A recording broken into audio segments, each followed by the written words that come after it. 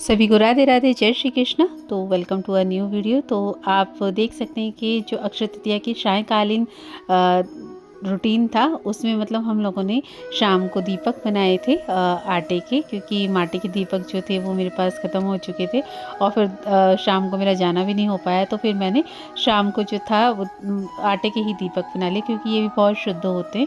और अगर आपके पास कभी दीपक ना हो तो आप इस तरीके से दीपक बना करके, जिस भी शेप में आप बनाना चाहें, गोल या फिर चौकोर में, तो आप देखो इस तरीके से बना करके सुंदर सुंदर दीपक और प्रज्वलित कर सकते हो। और विशेष दिनों पर ना खूब सारे दीपक, 8 दीपक, 11 दीपक आप इस तरीके से जला सकते हैं अपने घर में जगह जगह पर, जैसे तुलसी माता के पास, आपके दरवाजे पर, और मतलब जहाँ पर भी मतलब आपका मन हो, जहाँ पे भी आपके पौधे वगैरह रखे हों वहाँ पर पे आप लगा सकते हैं। और जहाँ पे आपके घर का पवित्र स्थान हो वहाँ पर आप दीपदान कर सकते हैं, मंदिर वगैरह में।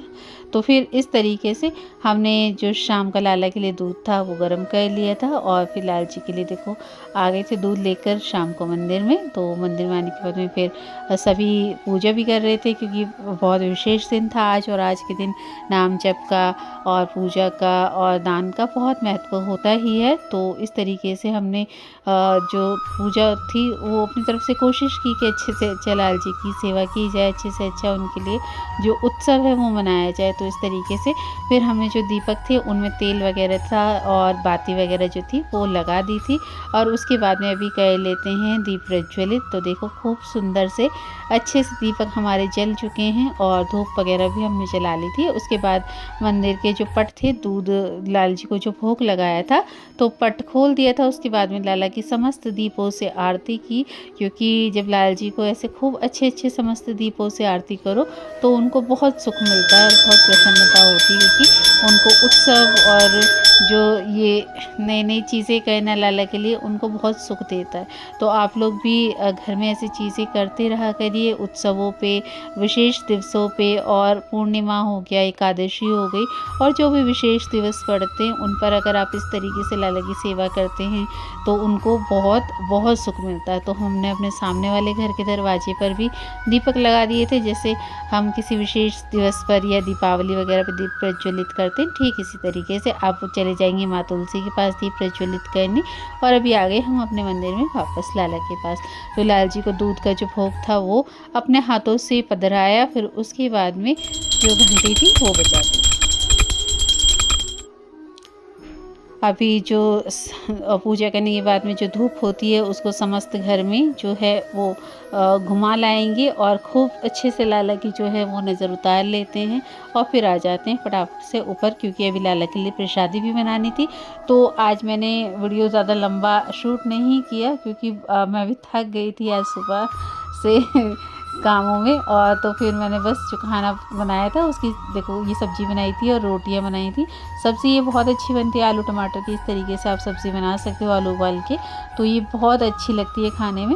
और उसके साथ में रोटियां इस तरीके से हमने लाला के लिए बनाई थी, और रोटियां बना करके फिर ये प्रसादी लाला के लिए सुंदर तरीके से जो थी वो परोस ली थी सामग्री उस बर्तनों में परोसने के बाद में फिर अभी हम लाला को पधराएंगे, क्योंकि प्रसादी उनको बहुत ज़्यादा प्रिय लगती है। अगर आप अच्छे तरीके से खूब अच्छी अच्छी प्रसादी उनको पवाते हो। तो ये सुबह मैंने दही अलग रख दिया था ठाकुर जी के लिए पहले ही। तो ये देखो ठंडा ठंडा दही है इसमें, क्योंकि गर्मी में दही अच्छा लगता है खाने में। तो ये घर का दही है।